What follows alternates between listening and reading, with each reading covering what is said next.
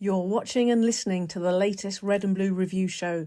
For all your Crystal Palace related chat, please like and subscribe across all the usual social media platforms, especially our YouTube channel. This really helps us out. Now, let's get on with the show.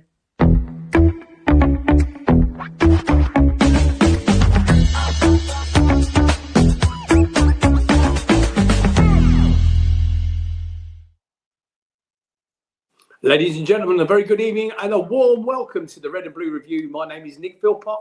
I'm your host this evening. Well, I'm surely going to be joined by the regular team, of course, but there's a few things in life are guaranteed: death, taxes, and an away loss up at Everton. And that's exactly what we had yesterday. And we'll be chewing the cud on that all evening, as well as many other topics of conversation. So stay with us because we are live here in your living rooms up until 9 o'clock this evening. And I'm going to welcome aboard Mr. Noble, Ian Noble, my wingman. How are you? Good evening, Nick. Good evening, everyone. Yeah, I'm good, thank you. Yeah, very well. Recovered after yesterday. All good. Can you hear me?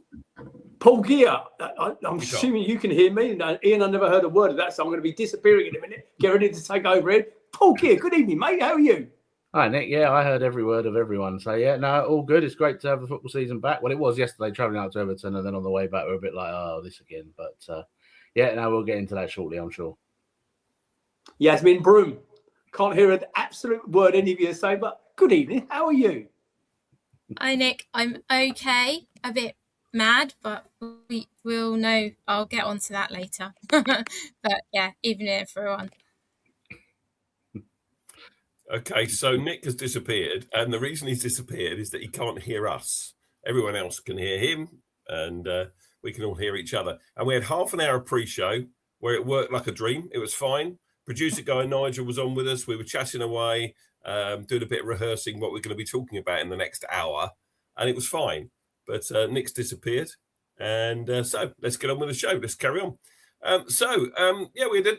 I mean, given that we had a defeat yesterday, guys, it was still a good day out, wasn't it? Did you enjoy your day?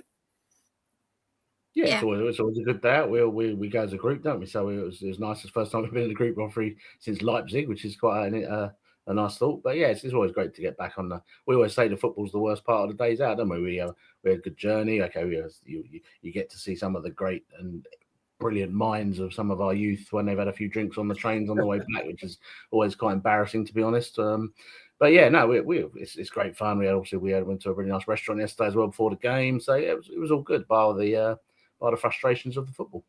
Yeah, good to be back for you, Yaz, as well. You agree? Yeah, it was really good to be back with everyone and doing our usual stuff and seeing everyone in the ground that we hadn't seen for ages. Yeah, it was great. Just the walk to and from the ground is a bit of a hike, shall we say. Yeah, if you've not done Everton away at the Hill Dickinson, it is a long old walk. I reckon it was 3 miles each way, wasn't it? Walked about 6 miles in total. So yeah. Are you back with us, Nick? Can you hear us? I'm back with you. I just wanted to say good evening to everybody out in YouTube land. I'm looking at all the people that are out there. Paul over in Tabwood, good evening, mate. Ashley's out at Damo, good evening, mate. Tim Richards, I look forward to seeing you on Friday evening, mate. Ashley Martin. Who else is there? Brad's out there as always. Johnny Knox, good evening, mate. Ian Donald, loads there. Daniel Garlick, good evening to each and every one of you. Thank you for joining us this evening. Yeah, I know it's not the best start to the season, but listen, it's game one, match day one, match week one, all that nonsense. Does it really matter this time of year? New system, new manager, lots of new players, World Cup players coming back. It doesn't matter. And for all those on social media that are bleating on about it, get over yourself. It doesn't matter. It's only, I know we've got to play Man City, so we're going to be bottom of the league by the weekend. So what? Life goes on. Be happy. Be happy. Be happy. Things are good. The world is good, and we're buying some good players. We're going to be talking about potential departures this week as well. Daniel, JP, Yaz has got some stuff she wants to talk about with her favourite player there, of course. Ismaili Sarr. We're going to be chatting about that during the course of the evening. And maybe the UEFA Cup. Now, Nigel was telling us before the show started that the UEFA Cup draw is this Friday. Is that right, guys? Do you mean the Europa League? Is that what you mean? The UEFA draw. All the UEFA draws this week, is my understanding. Yeah, theoretically, on Friday, you will know who you're playing and where you're playing them. You just won't know when. Yeah, so over the weekend, they then work out the dates of each match. But yeah, so Friday we should know who we're playing. Saturday, Sunday we should know when. So, and the pots that we're placed into, that I think Nigel's going to put on screen in a second, the pots that we're placed into, is there any significance to that, Paul? Well, yeah, ultimately you play 2 teams from every pot, 1 home, 1 away. That's the projected pots at the moment. Obviously, there's some playoff games happening on Thursday night for the second leg, so that's only then will we know for sure who's through. And obviously, once they know who's through, based on country coefficients of European standings, is then when they work out the levels of teams and what pots they're in. So, yeah, that's all predicted at the moment. So yeah, we hopefully will know who we got, and once they give us the dates, we can start planning. And obviously, then that will also help determine the Leeds game, because they can't decide when the Leeds game will be played yet, because the first match, for some reason, of the Europa League is either the Wednesday or Thursday, whereas everything else is a definite Thursday. So there's still a chance Leeds might stay on the Saturday. So obviously, no one can make arrangements or sell anything for that yet. So Nigel, we'll come to that later on, mate, please. So that'll have a bearing on the Red and Blue review, of course, as we go through the season, and depending on how well or not we do during the tournament, because obviously a lot of the shows will be on Mondays, because we'll be then playing on Sunday.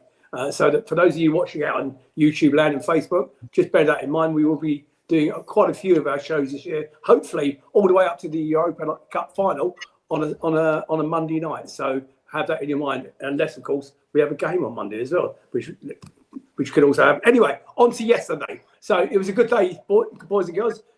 Fun day, Habail. No travel problems. And I was saying on the way up, it's probably one of the best Avanti West Coast train journeys we've had going up. No delays. It was fine. It was all on time. We were up in Liverpool by about 11:30. Met up with Mr. Donald. He's on the. I see he's in the chat there. So that was good. Coming back, there was a cancelled train, so they sort of merged trains in together, and there was declassification, but we got our seats, and it wasn't too bad. Coming back, similar story. I think there was a cancelled train, wasn't there? But ours was okay, and it was a bit busy, but it was fine. It was fine. Good. Okay, and congratulations to those. I'm aware that at least one of our regulars is actually still making his way back. He's stuck in Birmingham. He won't actually get home till tomorrow, being Monday.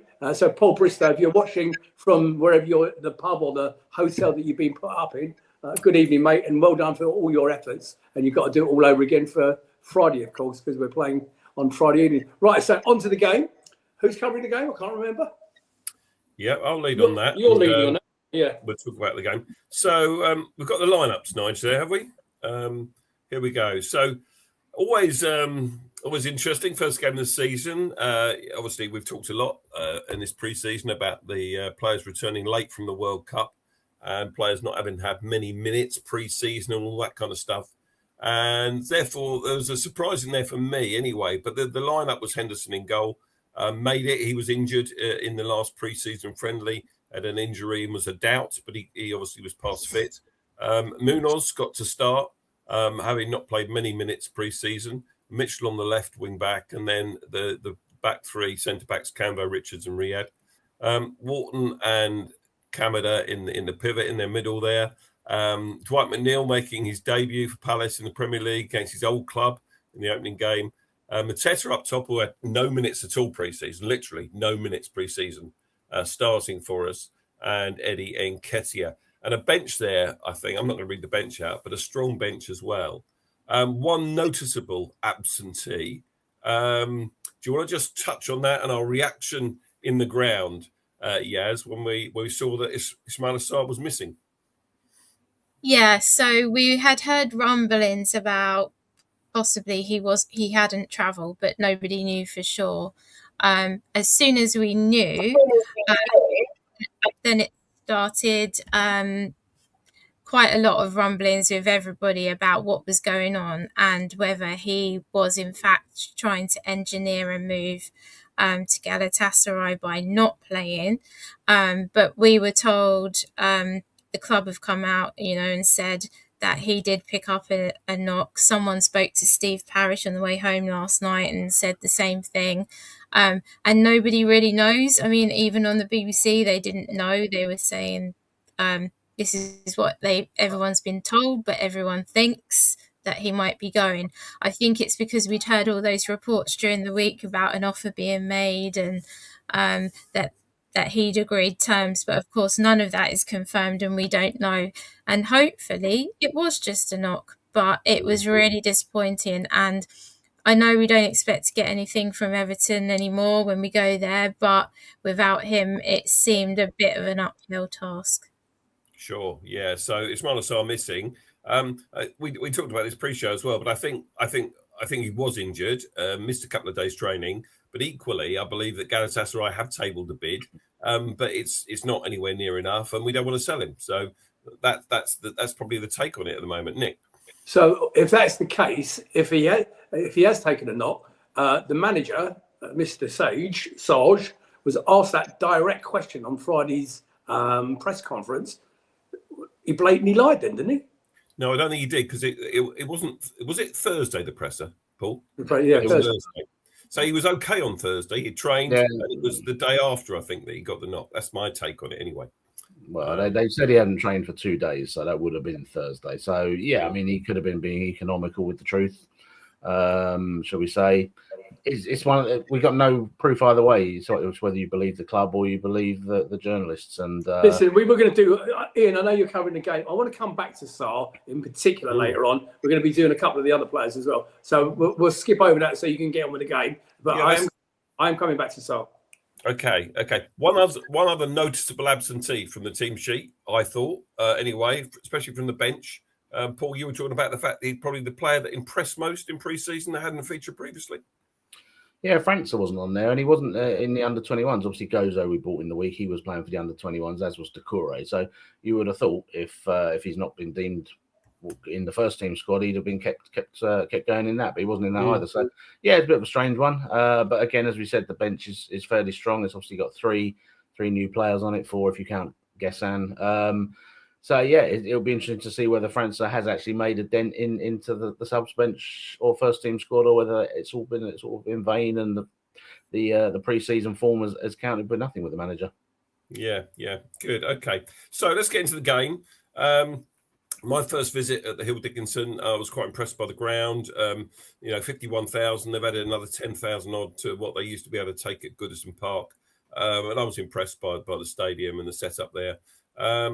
The first noticeable piece of action really was a big chance for Palace. It saw Eddie Nketiah pull the ball back, a long ball forward. Nketiah, I think it was Tarkowski, headed it backwards. Nketiah took advantage, got in behind, and he pulled the ball back for Jean-Philippe Mateta. I think we've got a picture of this now somewhere. Here we are. And Mateta took it first time, and he hit it over the bar.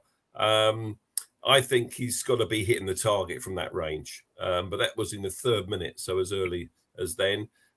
Danny Munoz then had an early effort in the box, saved by Pickford. And this was all in the first 5 or 6 minutes. Everton's first attack of note came when Dewsbury Hall split the Palace defence with a really lovely pass to their wide player on the right, who played it back for Ndiaye, whose shot was neatly saved by Dean Henderson. Good save, although it was right at him, a good height, but it was a good save nevertheless for Dino. It's their first real attack. And I thought it was a real lively start to the game, guys. First 15 minutes, it was sort of end-to-end. Wasn't cagey at all. You've seen these opening day games being very cagey, but it was a lively start to the game. And after 15 minutes, I think this saw Palace's arguably their best opportunity of the afternoon. Adam Wharton played a beautiful ball. He chipped it into the penalty area. It was perfect for Eddie Nketiah, whose shot was very well saved by Pickford, tipping the effort onto the post. I don't think Eddie Nketiah did too much wrong again. But it was a second big chance that we're begging after that Mateta one early on. In the ground, we couldn't believe that he missed it. We were going, oh, how's he missed that? But when you watch it back, it's a very, very good save. Paul Gear, what do you reckon? Well, I was right in line with this. I saw that he saved it. I thought when he hit it, it was going in because it was quite far away from Pickford. But fair play to him. He's made a very good save. I mean, I'm not his biggest fan, and we've all discussed who should be in as number one and all that. But yeah, it was a match-winning save almost, as it probably turned out to be in the end. But yeah, I mean, it was a lovely through ball again by Adam, and yeah, he couldn't do much more. He's hit the target, which obviously Mateta didn't, and it's a great save. It came back out, and it just missed Mateta on the rebound as well. But yeah, but it's as we've said before, the first goal in a Premier League match is so crucial these days, and we've missed at this point 2 chances that really could have gone in, and we could have been out of sight almost, and then the rest of it's academic. But yeah, no, fair play to Pickford on this one, and yeah, Eddie didn't do too much wrong there. It was just a great save. Yeah, and Adam Wharton seems to be getting cheated of assists, doesn't he? 2 or 3 a game almost. Yasmin, you wanted to make a point? Yeah, just looking at the chat, and there's a lot of debate about JP and Eddie, whether they're good enough, and whether Strand Larson, if he had been on and he'd taken that chance, whether he would have scored it. Obviously, as everyone, there's a lot saying about the save by Pickford, which was brilliant, but, don't go too mad over it, guys, because England's number 1 was down the other end. Absolutely right. I'm going to jump in there if I may. Yes, it was a great save, especially for old Pickford and his short arms. I thought it was an excellent save. For those of you watching back on the listening back on the podcast, we're currently showing a picture of a superimposed picture of Pickford's head on what dinosaur is that? It's a T-Rex. It's a Tyrannosaurus Rex. So well done, Nigel. Very quickly made up. Good lad.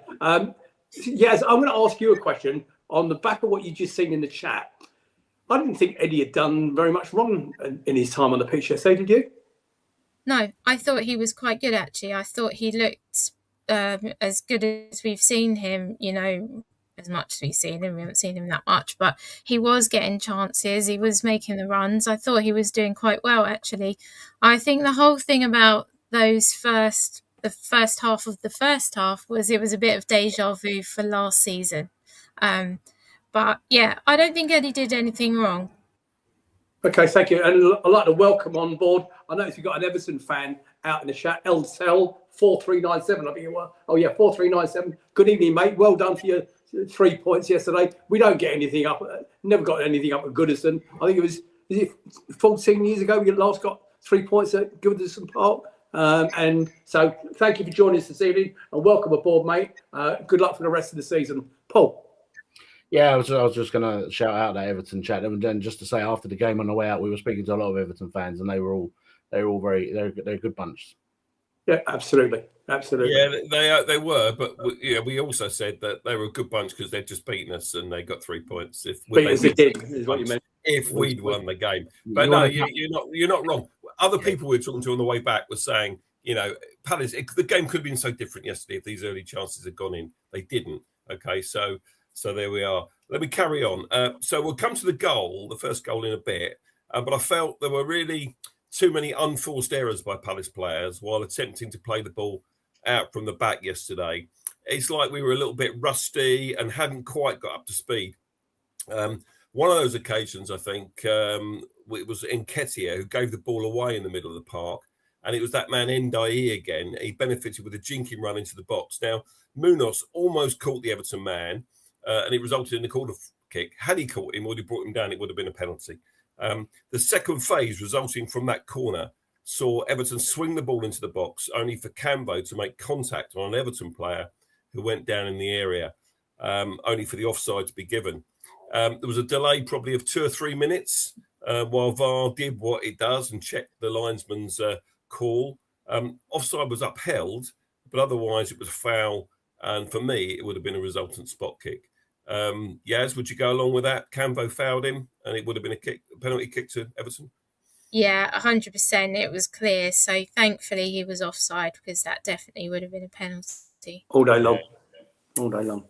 So there we are. So yeah, and Paul, do you agree with me when I say that we just seemed a little bit off it in terms of the way we're playing? It's not crisp enough, when we're playing the ball out from the back. And there were too many unforced errors. And obviously we'll come to the one that led to the goal in a minute. Yeah, I mean, obviously they're rusty. They're not fully fit. I think a lot of teams suffer from that yesterday. And it will take a while to get that sort of up to speed again. And to be fair, I thought at the other end of the pitch, I thought the front three, they were quite fluent. They were passing around each other. But what I did find was sometimes we've carried on trying to overplay it. They got to some good positions in the edge of the 18-yard box, and then they suddenly thought they were playing for Pep Guardiola, and rather than having a shot, they're trying to play some sort of ridiculous dink ball through and stuff. So I think Palace are still we're trying to play this passing football everyone else does and passing out the back and everything, but we still don't know when to mix it up a bit, and sometimes you just got to put your foot through it, as we'll say going forward in a minute, and even at the edge of the box, have a shot. But you can't always pass it and walk it through. Yeah. Okay. Nick, you wanted to come in? Yeah, just very quickly, Eltel, if you're still listening out there, I've got a question. In fact, you asked it out there. I've got a question for you. I'm going to give you an opportunity to respond in the chat. I'd like to know from an Everton standpoint, who got the better deal with the McNeil and Johnson swap? In your opinion, who got the better deal? Because there are lots of different faults from both camps. Okay, Yaz, you're itching to jump in there.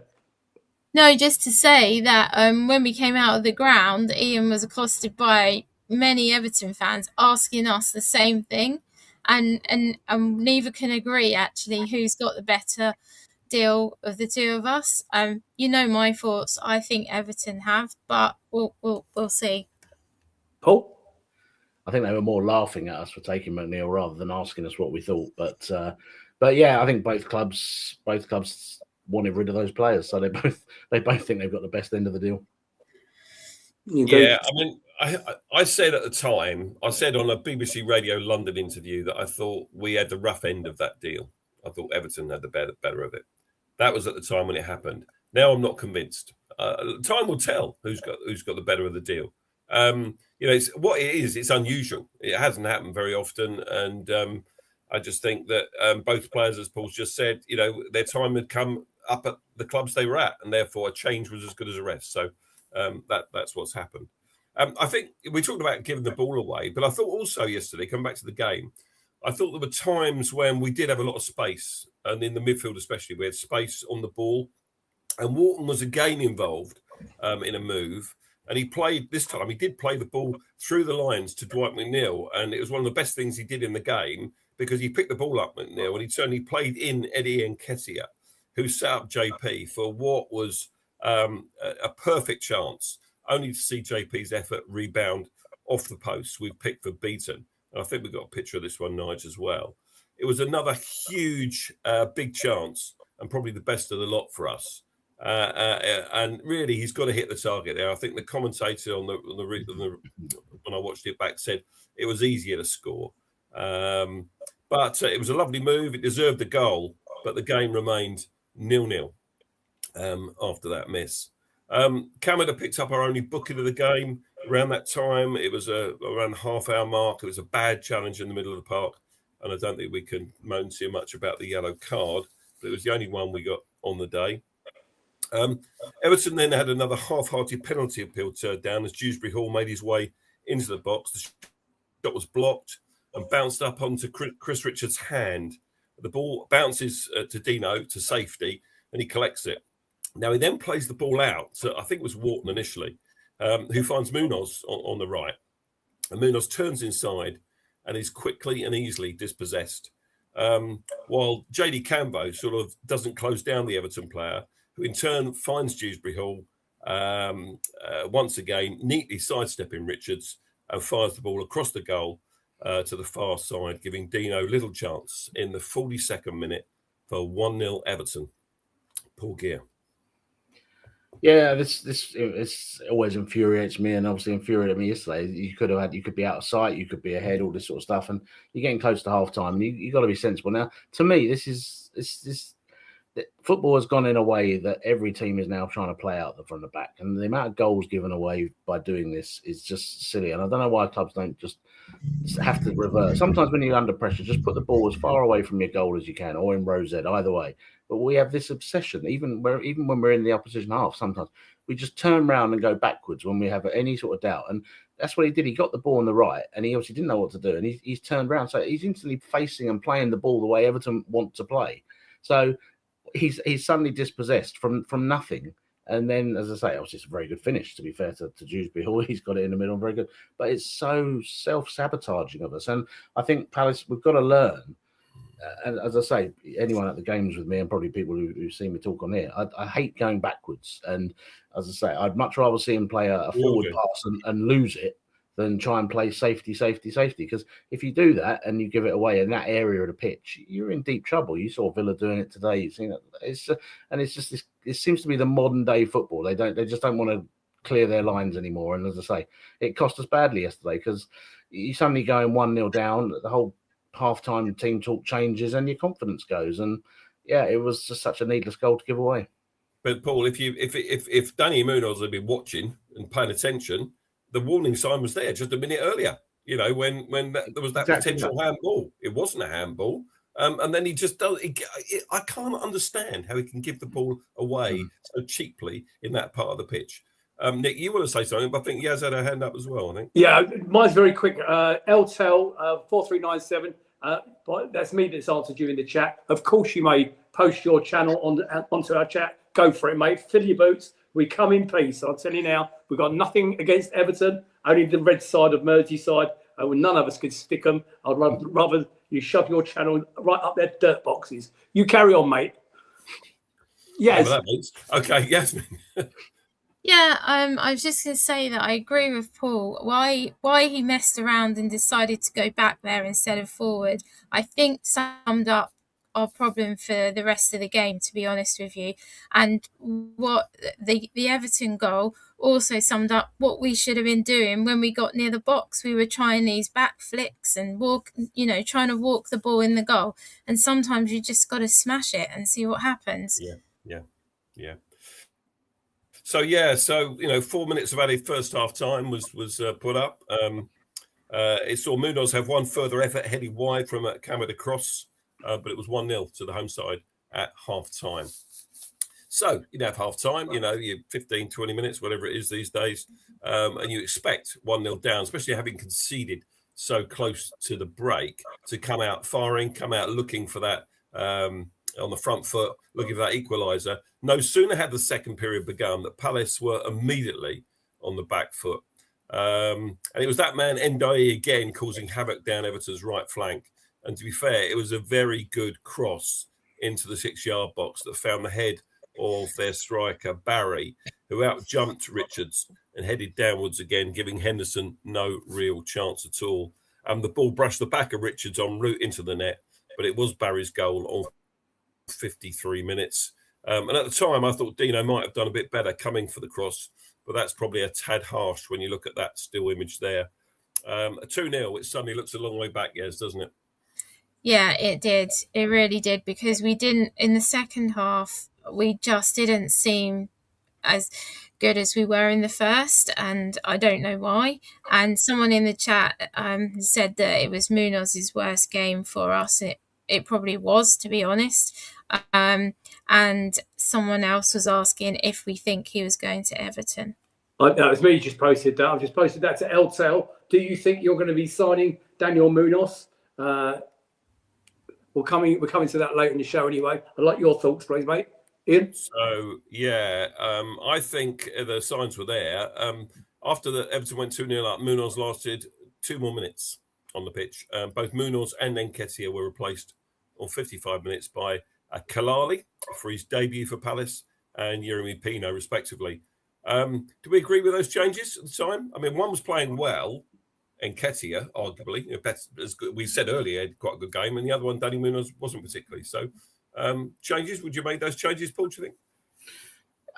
Yeah, I mean, to be fair, I quite like the promptness of the change. If you go 2 down, something's got to be done, and he did it promptly, and the fair play, and they're probably 2 more attacking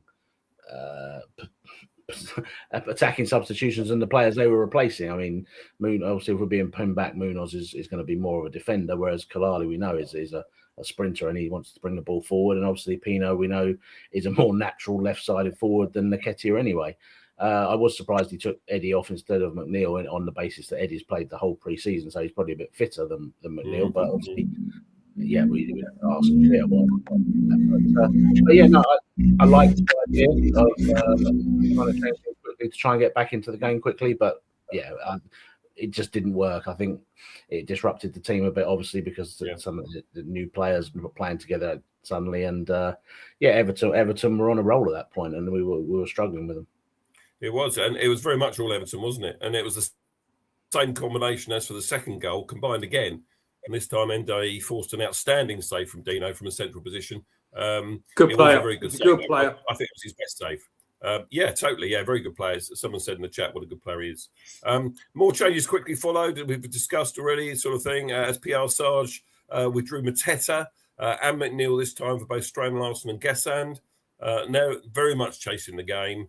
I like that Sarge wants to use the bench to freshen things up, but at 2-0 down, you think, Paul, there needs to be more than just change of personnel, don't you?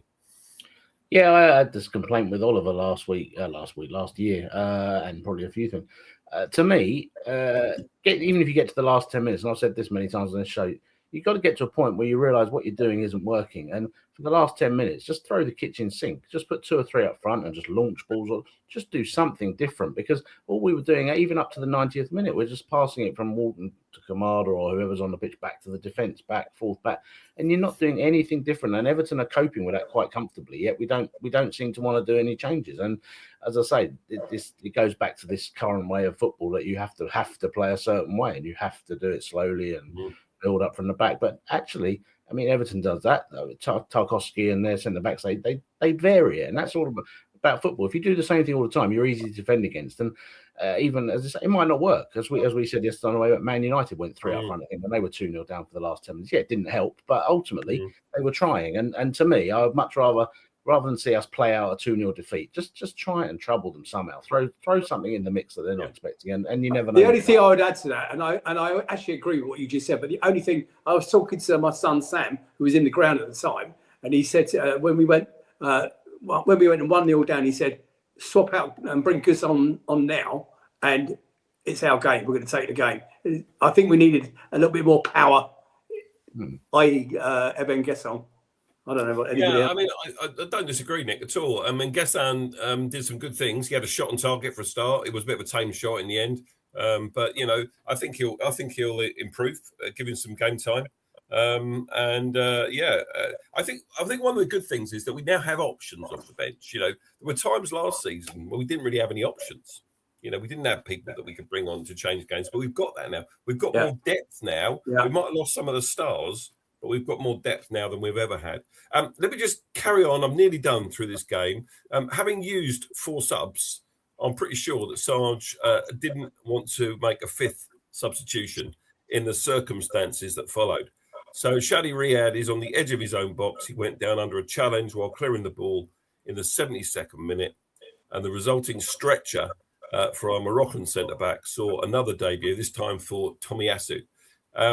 What's your take, Yaz, on the Riyad injury? You're with me. We're watching it live. It looked pretty bad. Yeah, it looked bad at the time. I mean, he instantly put his hand up. He knew what had happened, and then obviously he had to be stretchered off, and he was in a bit of a state. And you can kind of see it a bit on the replays. Doesn't look too good, to be honest with you. And it only exposes what people have been talking about in the chat as well, about our back line. What are we going to do? Because we've let players go. If you think of, at one point, we had the best centre-backs, I think, nearly in the Premier League, and now I don't think we're strong enough, and it is going to be a problem going forward. So now, even if we bring someone in, the bloke from Chelsea, we're still not covered because we were short anyway. Yeah, exactly. Nurse Teresa says ACL in her professional opinion. Nick, couple of things. You watching it? Yeah. I mean, straight away you knew it was serious. Okay, and I'll be surprised if we see him. Well, in 6 months, if I'm honest with you. And I think you just feel for the lad. He's been out for 2 years with those 2 horrific injuries he had before, and now he's done this. I've got to say fair play to the Everton fans, because I was watching it on the TV, and to a man, they stood up and applauded the guy being stretchered off. But many grounds you go to, you get laughter and jeering and all that sort of shit. So fair play to the Toffees fans. They were brilliant. Yeah, good point, Nick. Good point. So more Everton chances followed for our best opportunity of the second period, with Kalali crossing from the right into the 6-yard danger area, where Strand-Larsen arguably should have done better, heading directly into Pickford's hands. Pino had an effort high and wide towards the end. We know he can do better from such a position, cutting in from the left on his right foot. It remained 2-0, and that's how it finished after 7 minutes of injury time or added time. The match stats, I'm sure we've got them. Before you put them up, Nige, quick, I was going to ask you, before you put them up, in the ground, watching live, how did it feel about possession?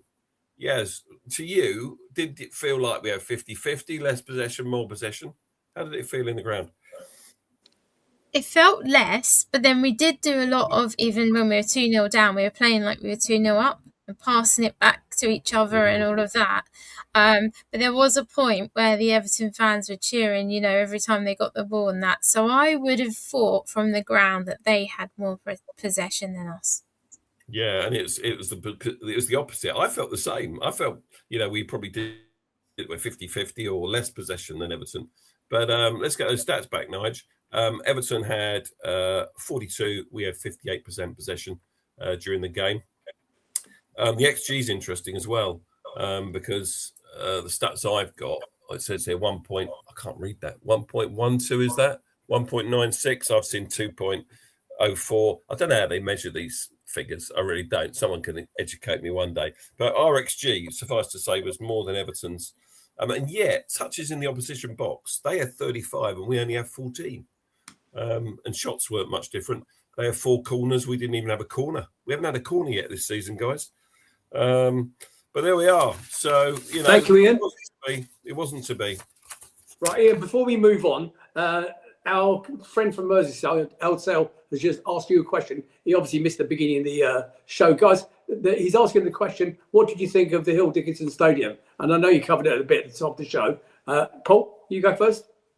Yes, obviously our second visit there. It's a very nice stadium. We said it's a bit of a trek from the city centre, but that's so be it. But no, it's a very nice ground. It's obviously what Everton wanted to move into. It's probably a right size for them. If not, maybe they could have had a few more thousand or whatever. But yeah, no, we always enjoy it. You get a great view from the away end. The only complaint we had yesterday was obviously, as we said, they ran out of water at half time, so we all stood there in a boiling corner, and yeah, they couldn't get us a drink. But no, it's a lovely ground. Yes, for the ladies' facilities. Yep, they're very good. Loads of toilets. Only thing was, when we arrived, which was quite late, we were there after 2, they hadn't even filled up the soap dispensers because they were doing that when I went to the loo about 1:30. So that wasn't great. But other than that, it's good. The view, I think, is much better than we had before. But yeah, it was like being baked in an oven. Yeah, can they do something about the sun, though? Can they not turn it down for us? I don't get that, Pretty rubbish, really. Well, they're not used to seeing the sun up there, are they? Let's be honest with you. It's the same at Spurs, actually, that new ground, isn't it? Exactly the same. You go in that position at Tottenham's ground, and when the sun's out, my life, it can be warm. I think all these new grounds are being designed with the away end having the sun. Yeah, definitely. Yeah, they know. Right, so we're gonna move on. We're going to talk about 3 players, if you don't mind. Somebody in the chat said that Nick Bloke, again, is talking Rolex. Okay, thank you for that. No shame there, then. It was Rolex with an R, yes. He wasn't swearing at me, really. I want to talk, as we got the Everton fan on board, Daniel Munoz. At the end of the game, yes, you made a comment pre-show that you saw him waving and chatting with the Everton fans. And do you think that would be his last game for Palace? I don't know what. So Ian and I were talking about this at the time because especially when he gave the goal away, we were like, well, we'll take the 25 million right now, And I'm not sure with what they would have seen yesterday whether Everton would still want him, to be honest with you. But yeah, I think it was a bit of taking the mick by the Everton fans, clapping him off because he'd awarded them the goal, basically. But yeah, it did. I've been a massive Munoz fan for the whole time we've had him, but seeing him yesterday and some of the other games recently since his injury, he hasn't been the same. So if we could get money for him, we've got a bit of cover now in that position, then probably we should. Thank you. Yes, and that comment on the screen, by the way, just made me laugh. You can't mention the sun in Liverpool. Very good, very good. I really enjoyed that. Paul, what's his value? I understand they're sniffing around at him at £20 million for an ageing right back at 30 years old whose legs are going. What's his value, do you think? Yeah, I think we paid about 9-10 million for him a couple of years ago. Obviously, he's been a star player for that time. He's obviously a fully fledged international player. He is 30, so it's for him, it'll be his last payday. But again, I'm always very consistent on this. He's got 1 year left on his contract, and with the financial rules as they are, to me, once a player gets down to 1 year, you've got to sell him, because we've already, as we said, we've already spent a lot of money to get a potential replacement for him. And we can't really afford to give him away for free. So, as we said, he's been a great servant for the club. He's helped us onto obviously the great things we've had, and he's been a very good player. Yes, he's been a little bit less effective since his injury, but I wasn't upset to see him on the team sheet yesterday. I don't think I'll ever have a problem with him playing unless he starts to really deteriorate. But if someone comes in certainly for 20 million for us now, then yeah, I think it's thank you. Thanks, Daniel, and good luck. Ian, I'm going to ask you a question before you make your point. 3/4 of our cup-winning back line will have disappeared. We need a lot of cover, don't we? We do need cover, and I think, and let me answer that question in a roundabout way by saying that Danny Munoz leaving in this window makes a lot of sense for the money, as long as the money's right. Let's say it's 20 million, north of 20 million. It makes a lot of sense because we have a player that we already made to come in and play in that position. So we've got Anand Kalali, and I was really impressed by what I saw of him yesterday when he came on for a debut. I thought he played really well. He apparently had 7 or 8 DEFCON touches in something like half an hour, which is incredible. So really good defender, good going forward offensively as well. So I think when you talk about selling a player, you've got to talk about it in the context of who you've got in the house already to play in their position. And I think in the right back, or the right wing back slot, I think we have that cover now. And it's not just him. There's the other Spanish boy as well can play there as well, Connie. Yeah. So I think we've got cover, and therefore sell is my suggestion. My thought process on the subject is his game is based on his engine going up and down the line, and if he's losing that, and I agree with you guys, I think we're going to we'll hold out for a little bit more than 20 million. If we get 25 million for him, I believe that'll be absolutely, and as Paul said, for SCR purposes, absolutely spot on. Yes, mate. There's not much room to hold out or negotiate. I mean, we're usually the transfer window ends about 5 or 6 games into a season, but because we've started the season late, there's only going to be 2 games. So the transfer window is next Monday. So yeah, any bids that come in now pretty much have probably got to be accepted. Yeah, and also one other point I want to make is that someone said we shouldn't have sold Danny Imre to Wrexham, but with the other player that we've got out on loan, of course, at Bristol City, who had a great assist yesterday for Bristol City, by the way, is Rio Cardines, and I think he's a player that will come good at Premier League level. Hopefully he gets his minutes in the Championship this season, allowing him to come back a better and stronger player and to compete next season. Of course, we've also got young Gozo, who scored for the under-21s today. So I'm looking forward to seeing him. I think he'll probably be involved even on the bench on Friday night. There he is. Well done, Palace team. Telephone box, how original. Can't get any better than that. Right, I'm going to leave JP Mateta for a minute. I want to talk about Ismail Sarr. Now, if you read the reports, he was allegedly injured yesterday.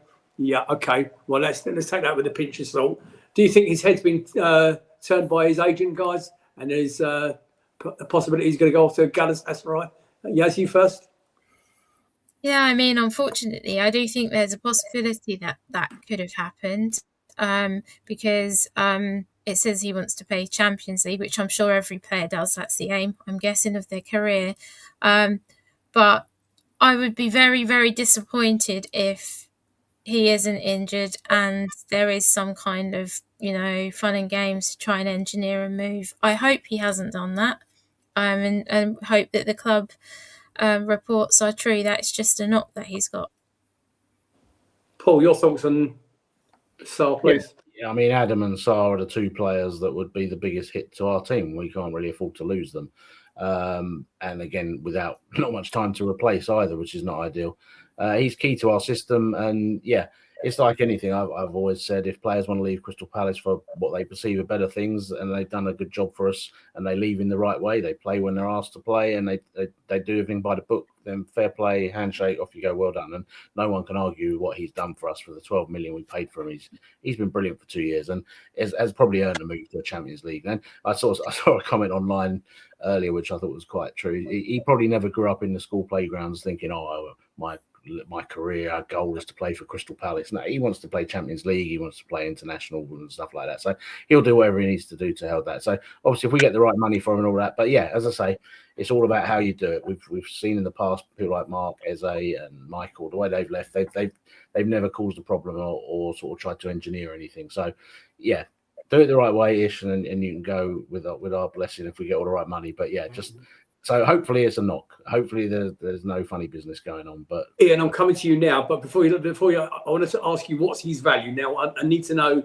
We know that they've offered 30 million euros. Apparently, obviously we rejected that out of hand. The other point that Nigel just made to me off air is that don't forget the Turkish window closes after hours. So even if we get to deadline day and he's still a Palace player, doesn't mean he's going to stay. Ian, value, please. Yeah, a double 30, 60, easy. 60, 70 maybe. I think he's that good a player. I think he's actually our best player at the club at the moment, maybe alongside Adam Wharton. Adam Wharton's probably the best player, second best player. But he's our most valuable player at the moment because he's difficult to replace. And I think timing here is everything. You know, we can sell Munoz because we've got a ready-made replacement. You know, we haven't really got anyone to replace Sarr of the same ability. We've got other players that can come in, obviously, but no one as good as him. And I'll tell you something for nothing. If he was playing yesterday, he would have taken one or two of those chances. He would have scored. That one, the Matera at the post, he scores that. He scores that every time. So I think timing's everything. I think what's happened is that he probably got a knock on Thursday in training. Sarge rightly said, "Oh, he's okay." He didn't probably know the extent of it. They looked again. He didn't train Friday, so that's the reason he didn't travel to Liverpool yesterday. But Galatasaray have also tabled a bid for him, 30 million euros, whatever it is. We've said no, go away. He's not for sale. And that's probably what's happened. So hopefully we can talk sense into him, help him to stay in this window, and then if he wants to leave next summer, fine, goes with our blessing. Interesting. Okay. Most of the next segment, ladies and gentlemen, is going to be handed over to our wonderful and talented Yasmin Brum. You can see she's already smiling, okay, because she knows what's coming. For those that don't watch the show regularly, Yasmin's very vocal about her thoughts on JP Mateta in the January transfer window when he was engineering that move to, was it Inter Milan or AC Milan? I can't remember whichever one it was. One of the Milan clubs. He failed his medical and had to come back to the club with his tail between his legs. And Yaz made no qualms about it. He's not welcome back. He's not welcome in our club at all. Now, Yaz, as we know, first of all, this week, I understand he's actually taken us to court of some description and tried to sue us for the remainder of his contract. First of all, what do you know? Okay, what have you heard? And what's your thought process on it? Yeah, so we heard that actually coming back on the train yesterday, it started to flash up, and it seems he did this a while ago, which is odd that nothing had come out before. My thoughts on the contract thing, so he's saying the optional year that he's now in of his contract should be void. And yes, I do think that's an accurate picture of how he's behaving right now. For the benefit of those podcast listeners, yes. Oh, sorry. So the picture is of a baby in a Palace shirt with a head that's supposed to look like JP throwing his toys out of the pram, basically.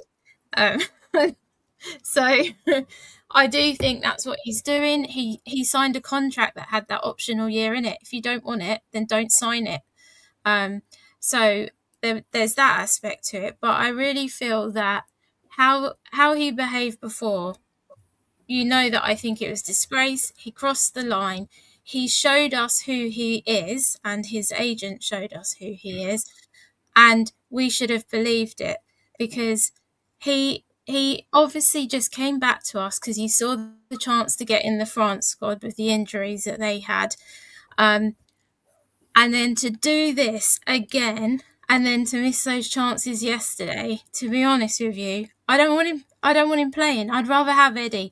I'd rather have McNeil, who I'm not keen on, or even one of the youngsters from the youth team. All I want is a player that wants to play for Crystal Palace, that is proud to play for Crystal Palace, and who is grateful for the chances that Crystal Palace has given him. And he's none of those things. So I would give him a lift, but I don't want to waste my petrol at the price it is right now. Yes, he did score the winner in the Conference League final. He did, and even that, I said it, and I stand by what I said. I don't forgive him. In my eyes, he's not a legend, because a legend has a certain way of behaving, which Eze does, Mark does, all of those people. And he does not have that. And to give you credit, Yaz, you have been absolutely consistent on it. I mean, you're getting applauded in the chat in case you can't see it. You've been consistent on your views since January. So fair play to you for having a go, cojones of sticking up for your own thought process. Paul, I know you're itching to come in there. Yeah, I mean, obviously we tried to sell him. We both clubs decided both parties decided it was best to part ways in January, but he failed his medical. So he came back. Obviously, he's our player. We want to get something for him in the future. You got to fix him up, and we used him as and when. And obviously, he paid some of that back, as we said in the cup final. But and again, as I just said with Munoz, he's got a year left. So if we can sell him this summer, then let's do it. We've replaced him in January in advance with Strand Larsen. So if we can get anyone to give us some money for him, I think he's concerned about his knee, which is why if he can get out of a contract, he can go somewhere for free. Someone will take a much more of a risk on him without paying a transfer fee. But yeah, he's done his job at Crystal Palace. The last year, his performances were not great. Okay, you could say he was injured, but he does miss a lot of chances. He doesn't seem to want to be here. And as we said, he seemed to. I don't think anyone heard about this because he obviously did it internally with Palace, and no one mentioned it during the last season. I'm coming to that now. The reason it's come out is because he then appealed that to FIFA, who have obviously said, actually, it's nothing to do with us, mate. So sort it out with your club. And yeah, whether his agent is now putting that out there just to make it clear he doesn't want to be here, so someone comes and puts in a bid, who knows? No, but I agree with that last point. Ian, I'm coming to you now because I want you to answer this. Why has it come out now? And I don't think Paul's right that he's his agent. Is this a particularly smart move by Parish, getting it out in the public eye? Well, I think we need to sell him now in this window, really, because if he's toxic in the dressing room and he wants away, that's a good enough reason in itself. But as Paul has mentioned more than once in the last half an hour, 40 minutes, if we don't sell him now, we're not going to get any money for him. And it's important that we do get some return on Jean-Philippe Mateta. Good servant, though he's been for our club. And I was really surprised to see him in the starting 11 yesterday. So was I. Because he hasn't had any pre-season minutes. Whereas Strand Larsen, he had a World Cup as well, but he's been back a bit longer. And I don't know about Strand Larsen. The jury's still out on him a little bit. I know Wolves fans rated him initially, and then when they saw how much money we were paying for him, they bit our hand off. But I think if you give him a run in the team with some service, I think he scores goals. But you didn't answer my question. Why now? And do you think this is a skeptic in me saying that this has been leaked by the club? I don't know about that. I don't know. You might be right, but I've no way of knowing. But I think it's an interesting tactic if it is, because as I said, we need to sell him. So if unless you create some noise, maybe you don't sell him. Maybe he stays and then he goes for nothing, or next to nothing in January, or nothing next summer, which we don't want. I don't know. Okay, thank you, Paul. First, then yes. Yeah, one thing I will say, I don't think he's toxic in the dressing room. If a new manager comes in and sees someone, he wouldn't have played him yesterday. I think he's obviously a personable bloke and he gets on with everyone, and he's obviously potentially playing for himself for a move anyway. But yeah, once you make it clear you don't want to be at a club, yeah, you can go through the motions on a match day and what have you. And as I say, I don't think he's alienating anyone on the pitch. But he's alienating me for not putting those chances away yesterday. Yes, it's time to go. Yeah, just saying that in the chat, most people are agreeing with that he should go now, because obviously we've been patient enough. And there's a comment that's come up a few times, and there's literally, I think, zero likelihood of it happening, of Ollie Watkins coming to us and JP going there. Some people saying about him going to Nottingham Forest. To be honest, Nottingham Forest are welcome to him, because I get what Paul's saying about not being toxic, because I do think Sarge is very, from what I've heard, he wouldn't tolerate anything like that. And if someone questions him as well, he doesn't tolerate that. But he is not setting a good example to all our academy players and young blokes of how you should conduct yourself, and I don't want him anywhere near them. Do you know what? You get better every week. You know, you are absolutely the backbone of this team. Thank you. Yes, great point. Okay, so anybody have we done that one to death? I think Villa is the other club that, you know, it's not a swap deal with Watkins. That's definitely not going to happen. But Villa are interested in, because Watkins will leave Villa. I think that's what's on the cards. So, you know, it makes sense for them to buy Mateta. So I'm just going back. I'm having a look at the numbers out on Facebook land and YouTube land. Thank you all for joining us this evening. It's great to see so many of you out there. We will be with you every week, don't forget, right the way through the season. This is only match week 1. We've already done a couple of shows already, so you're late if you just come back to us. We will be with you the day after the game, whichever day of the week that we're playing. So if it's on a Saturday, we'll be on live on the Sunday. If it's on a Sunday, we'll be with you on the Monday, and so on and so forth, right the way through the season. So make sure you like and subscribe on our YouTube channel. We enjoy having you with us, and the interaction that you lot are giving us in YouTube land now. I'm reading every single comment. I can't comment on every single one of them, but I can see every one of them as they come through. So thank you very much. Right, boys. SCR. I know we touched on SCR last week. I've got a bit of a beef. We've got 5 minutes here, okay, before we come off air. So if it's okay with you, I'm going to give you my thought process. You'll notice that I'm sporting the new Sasha, okay? It's just a T-shirt, is what it is. But where did I buy it from? Sellers Park. I asked all 3 of you pre-show, where do you buy your football shirts from, or your tops that you wear, your colours? You all said to me, to a man and woman, you all said to me, Sellers Park. I'm reaching out to everybody that's watching this, and I've got a real beef about this. Those people that are buying your football shirts from outside sellers, wherever they are in the world, China, Singapore, wherever you're getting your shirts from. I know you're trying to save yourself a tenner.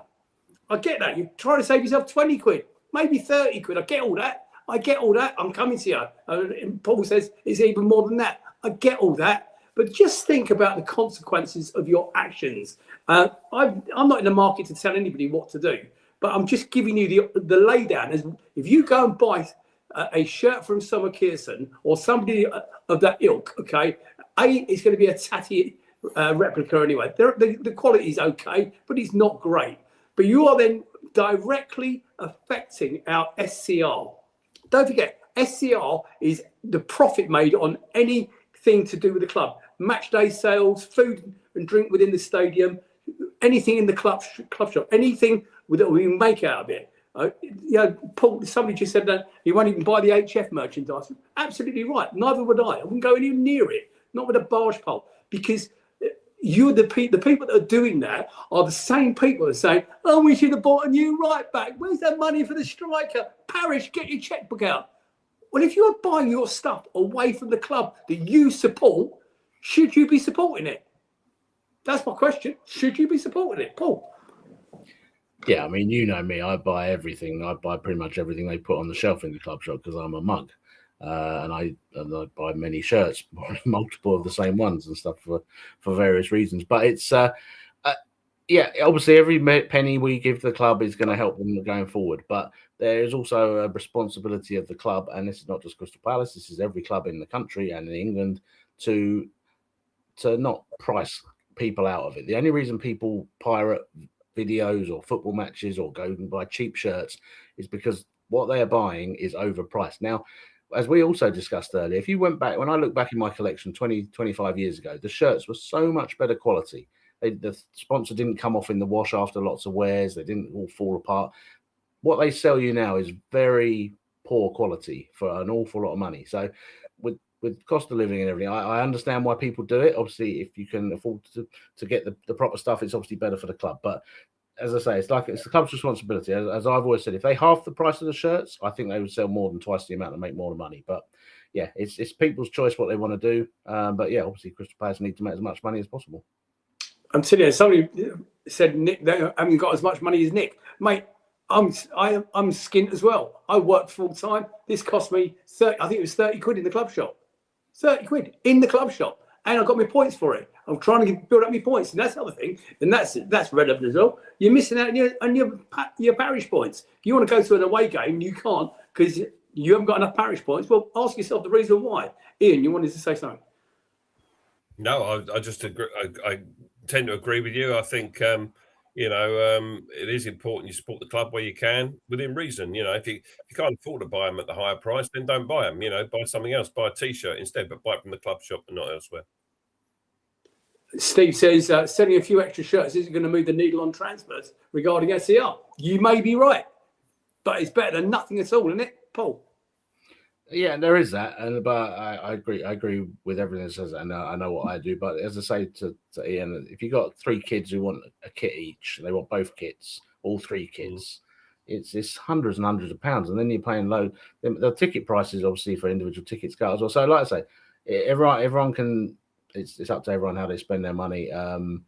But yeah, obviously, it's much better to buy the club merchandise and give them the money where you can. But it's everything is overpriced. This is the problem. And as I've said in life with everything, people don't buy popcorn in cinemas anymore because it's ridiculously priced. You buy a bag from Tesco for a fifth of the price and take it in with you.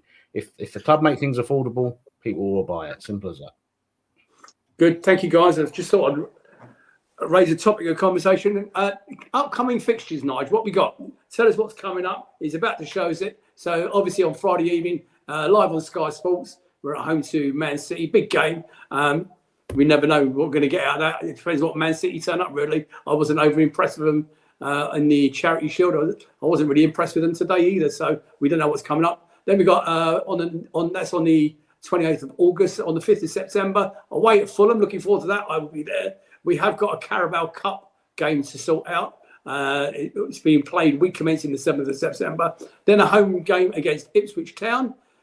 Europa League, we know we're going to cover next weekend because, ladies and gentlemen, those of you watching this evening, Jim Cannon will be on the show with us next Sunday evening. So make sure the club legend, Jim Cannon, will be live with us on the show. So if you've got any questions for Jim, feel free to get them into me any way you like on social medias, and I will pass them on to him next weekend. And then the last one, the Leeds game isn't confirmed yet, as Paul rightly pointed out earlier on. At the moment, it's scheduled in for the 19th of September, Saturday, 3 o'clock kickoff, but that is TBC, I'm sure. Positive. I know we lost our first game, and it's great to see we've got Everton fans in the chat this evening. But give me a positive from yesterday, please. Yeah, the positive was we did make some chances. It's not like we didn't. It's just the end finishing was not great. So that was a positive. And also, Kalali was good. He was just thinking about things a bit too much. But that could just be nerves. Of course. Ian, positive, please. Yeah, I was going to say same as it's really. The fact that we created chances, some good chances, big chances, could have easily been 1 or 2-0 up. Wasn't to be. If you don't create those chances at all, that's the time to worry. But I think we did okay. We know it's not a happy hunting ground, so I wasn't overly disappointed coming away yesterday, empty-handed. Just one of those things. But I think we'll be fine. And the last word goes to you, Paul. Give us some positives from yesterday. Yeah, I mean, given our performance in our last friendly last week, I predicted on the show last week we'd lose 2-0, but because I thought we were undercooked. But actually, I thought we were played a lot better than I thought we would. I thought we were a lot more fluent. There was a lot more to be positive about than the preseason had shown. So yeah, but once they get a bit sharper, get more match fitness, more match practice, get the new players ingrained a bit, I think yeah, there's a team that could develop there. Good. Yeah, I also think we've got a very good manager. I heard someone knocking him on the train yesterday, saying he knows what he's doing, all this kind of stuff. That's a stupid statement to make. This guy is a career coach, basically. He didn't make his name playing football like a lot of these other guys. He's made his name coaching, right? He's from the grassroots up, all the way through. What he did last year with RC Lens, finishing second in Ligue 1 and winning the French Cup was fantastic. So Absolutely. If he can replicate that at Sellers Park, then just I think we're lucky to have him. And if you're one of those saddos that was talking about Parish doesn't know what he's doing, get Sarge out of my club, give you a head a wobble. Listen, ladies and gentlemen, great to see you out there, so many numbers. Don't forget to give our YouTube channel a like and subscribe. We are back next Sunday. I don't know who's hosting yet, Ian. We haven't talked about it, but we are. One of us has said. One of us will be there, yeah. Sunday the 30th, next Sunday, the legend that is Jim Cannon and the legend that is Ian Noble will be back with you. Okay, we'll see you then. Please take care. Have a great week. See you soon. Enjoy the game on Friday night. Good night, everyone. Good night. Night all. Oh, should we stay on? Should we stay chatting? Because Nigel doesn't want to end the show, clearly. So, Nigel, if you want to push that button anytime you like. Yes. This is the director's cut. This will go into the outtakes at the end of the season, Nelly. I'm telling you now.